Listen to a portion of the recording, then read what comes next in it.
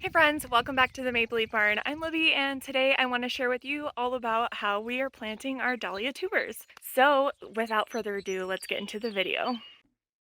This is my first year purchasing and growing wholesale dahlia tubers at a large scale. So this season I have about 4.5 50-foot beds full of dahlias. So within that I have a section dedicated to the same variety, and those are these varieties. I'll put up on the screen here so you can see. And I purchased those in mass quantity at a wholesale price from a wholesaler.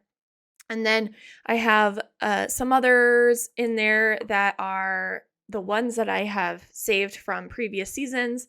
They're a little bit more specialty varieties. And I only have, 2 or 3 of those, or maybe 7 of those. Like I have 7 high patties this year. But those are all because I have saved them and then started new seedlings from them.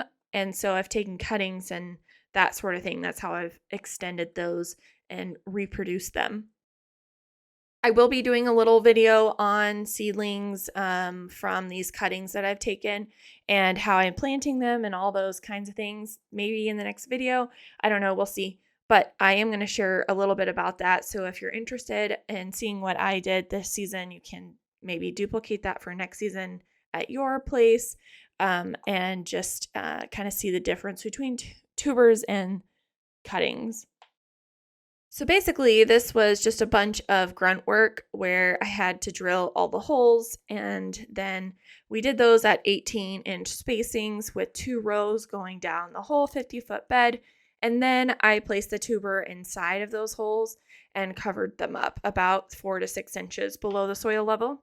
So these are wholesale tubers that I purchased, and I did not pre-sprout any of them. These are just straight out of the bag and going into the soil. I'm looking through the tubers and I'm thinking, what in the world? They gave me so many tubers. They didn't just strip them down and send me the one tuber that had an eye on it. They cut down the entire plant and then gave me the entire section that you would just dig up when you dig up the entire plant. So I have a lot of excess tubers that are not going to be producing eyes or plants. So I am taking these apart, and then I am keeping the ones with eyes that I can see, but I'm going to take off all the duds that are going to complicate planting and make it a little bit easier for us when we actually pop the tubers into the holes. So we've pre-made the holes, and this way these tubers will fit in it. All the extra tubers are off that I didn't see any eyes on, and I will show you how that compares. It's a lot easier to plant a couple of tubers instead of an entire previous plant.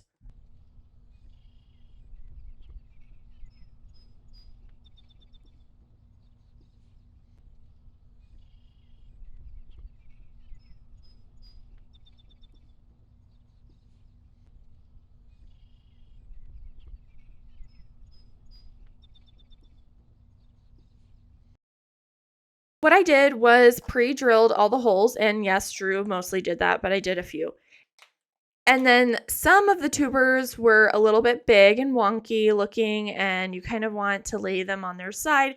So you kind of have to just make the hole based on the tubers that you have in hand. So it did take me a while. I know this is not how huge farms do it, but this is what I did. You can see that I have 2 stems here, 2 eyes, and I wasn't sure about the other ones. This one kind of looked a little wonky. Wasn't sure if it was actually going to make it this season, but it looks like it's going to work. So I went ahead and kept all the extra tubers on this particular one because I just wasn't sure about it. So I just cover it up about 4 to 6 inches under the soil level, and it should be popping up within 2 to 3 weeks. You can go ahead and cover up the existing stem. If you see something pre-sprouting already, it's no big deal. Just go ahead and put the soil over it and it'll go ahead and pop up. To streamline things, I definitely went ahead and just pre-drilled all the holes. Then I plopped in all the tubers, and then I went back around and covered everything. So it just seems like if you can do the same thing over and over and over again, it makes it easier and faster. So that's my little tip for doing any kind of planting things is make all the holes, plop all the stuff in, and then cover everything. Looking at everything that's done, it's a little daunting. It's kind of freaking me out a little bit, but it's exciting all at the same time to think about what this is going to look like once all the blooms are in full display, and it's going to be really exciting to see. All of the tubers are done, and next we just need to set up irrigation.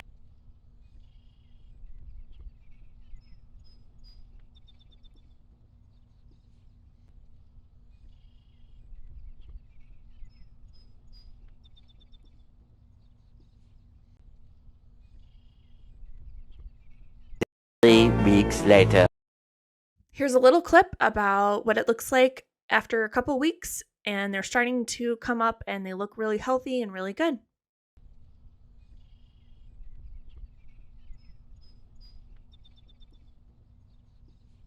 Thanks for watching. We'll see you in the next video.